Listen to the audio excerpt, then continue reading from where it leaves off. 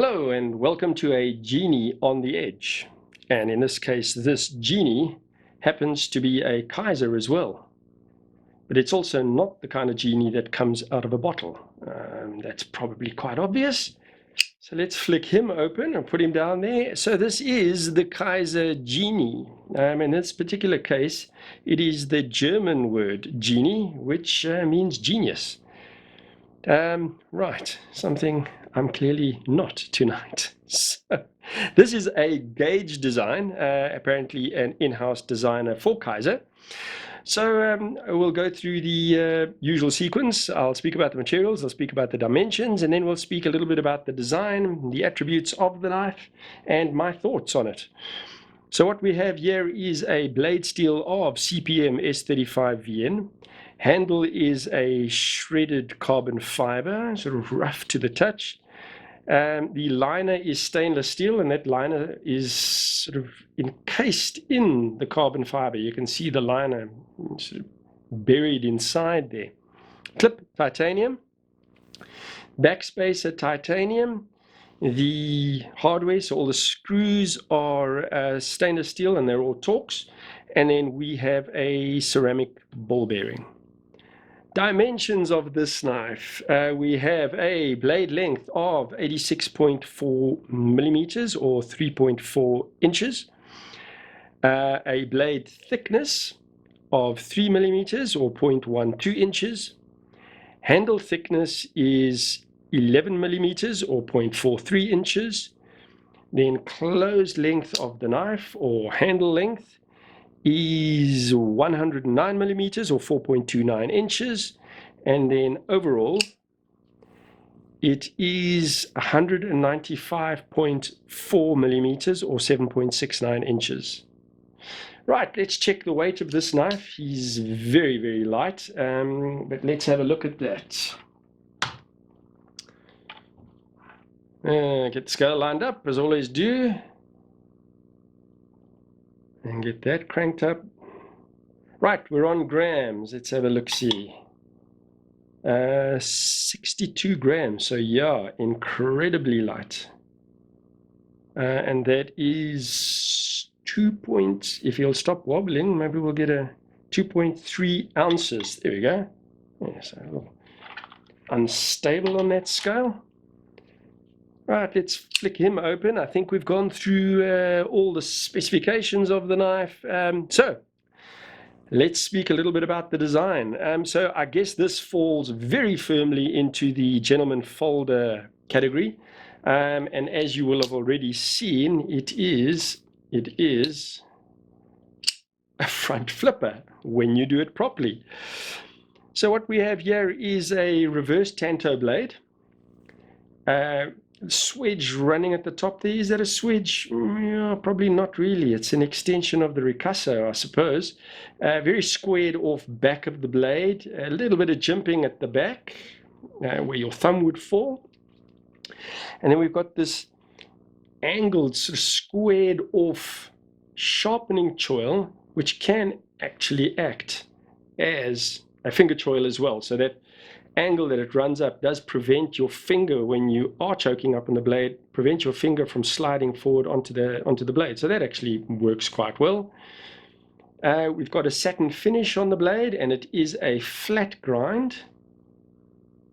And the edge is, well, sharp out of the box, but quite neat as well. So Kizer are also prone to doing their edges rather neatly. You can see we got the little hole in the blade, and that probably hints at another way of deploying the blade. So it is obviously meant as a front flipper, as I mentioned before, and that works very, very smoothly, easy to operate. So that jimping that I spoke about, the jimping for the thumb, is obviously jimping to help you with opening. But then you've got the little hole there that you can do the, well, you know, when you know what you're doing, you can actually, there we go. What joy when it eventually works. So you can spidey flick him, and I haven't actually tried this. Let's see if we can thumb flick this guy. Should be able to.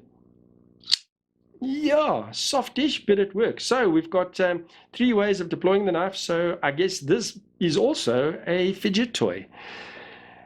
So look, the knife is very, very light, very thin. So it is the perfect gentleman's carry. It is a very discreet carry.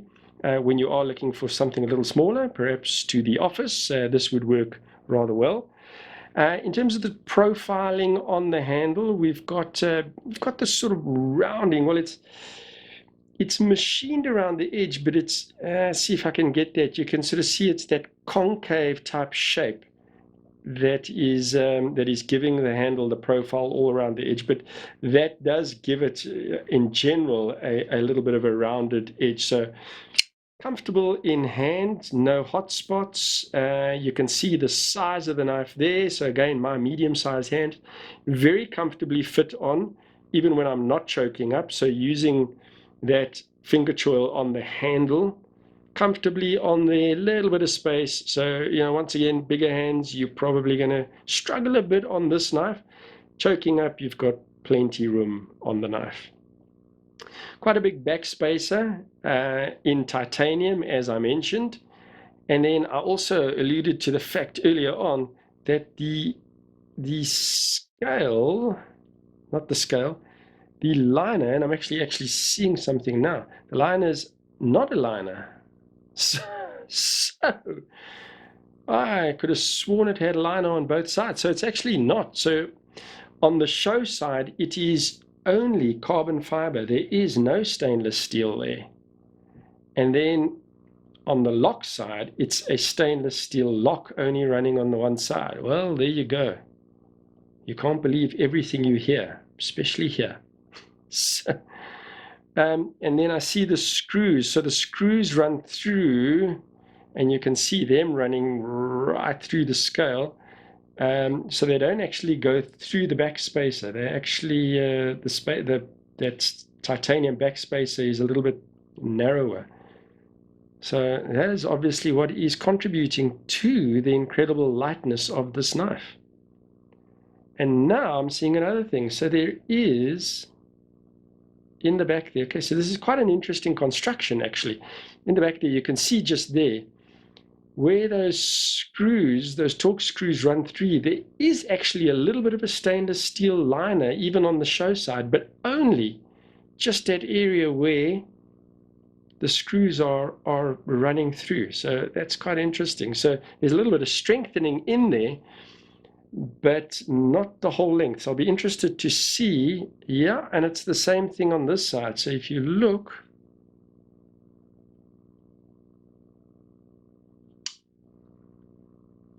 gosh, this is interesting. Okay, so I'm going to change my mind again. It actually has got a stainless steel liner. I was actually right up front. But the stainless steel liner on the show side is very, very thin. It probably only runs sort of in that section there of the scale. Let's see if I get a little bit of a reflection. You might be able to see it there. So it's quite a thin scale on the show side, and then a little bit wider on the other side simply because you've got the lock. So a different way of making the knife both strong and light. So that's interesting. So it does have stainless steel scales, but only almost in half the scale on that side. So yeah, very interesting. I don't think I've seen that on another knife before, to be honest. I'm sure it exists, but I certainly haven't seen it.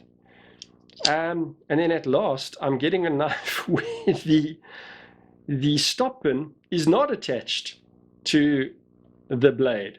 So here, if anyone's seen any of my other reviews, and I kept on going on about the knives where the stop pin is running through the blade, here's one where the stop pin is actually static at the back, no stop pin on the blade, and then you can see the little cutout on the blade there that fits around that stop pin. So that's typically the other way of doing that. Right. Something interesting I noticed as well. So I've seen quite a few photos of these knives, and it may be just the titanium one, that's the case. But where this one has got just GE, when I did a search for the Kizer GE, I couldn't find anything. And this is the Kizer Genie. And some of the knives have the full Genie written out on the blade and not the G. But this is definitely a Kizer Genie. But it just, on this specific one, it doesn't have the full name on it.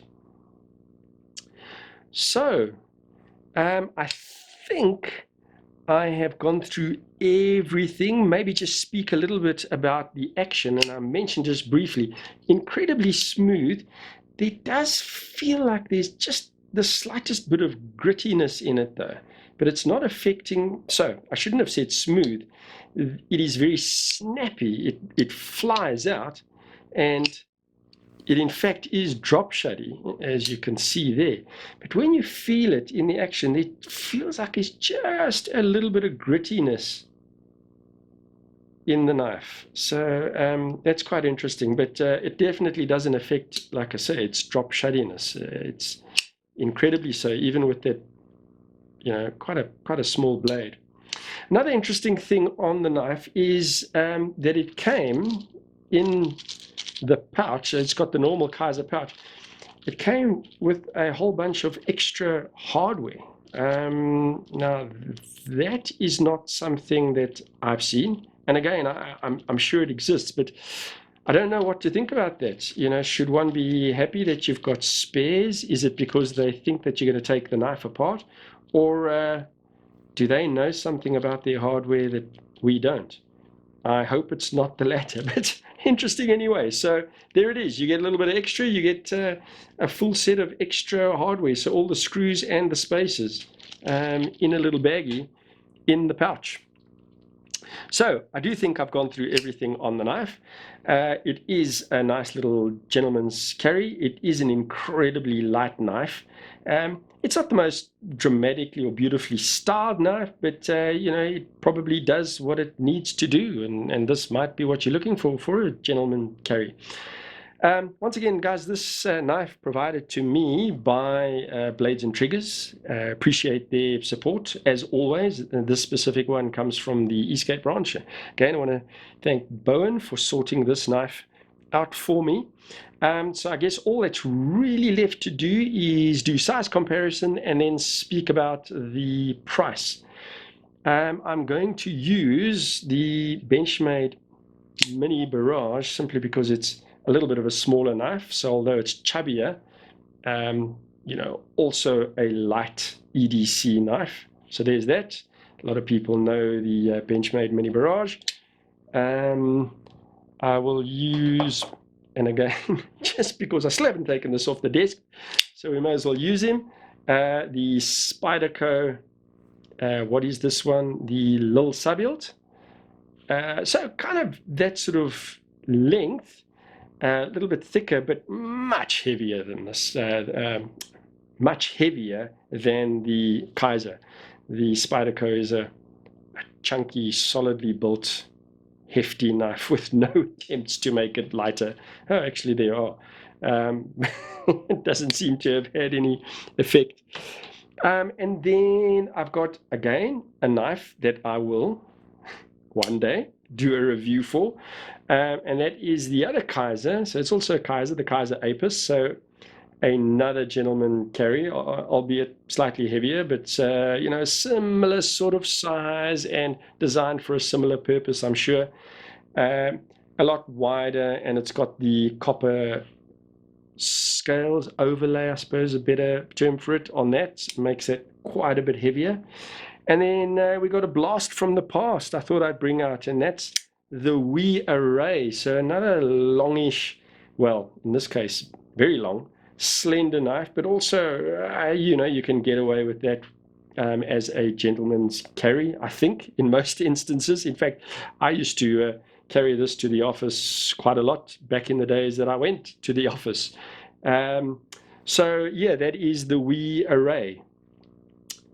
Right, guys, so in terms of price, and I believe it or not, I don't have the South African price here, but what I will do is I'll just add a little note on the bottom for that, or you can just go and check it out at BNT, there's a better idea. Go check it out on BNT online.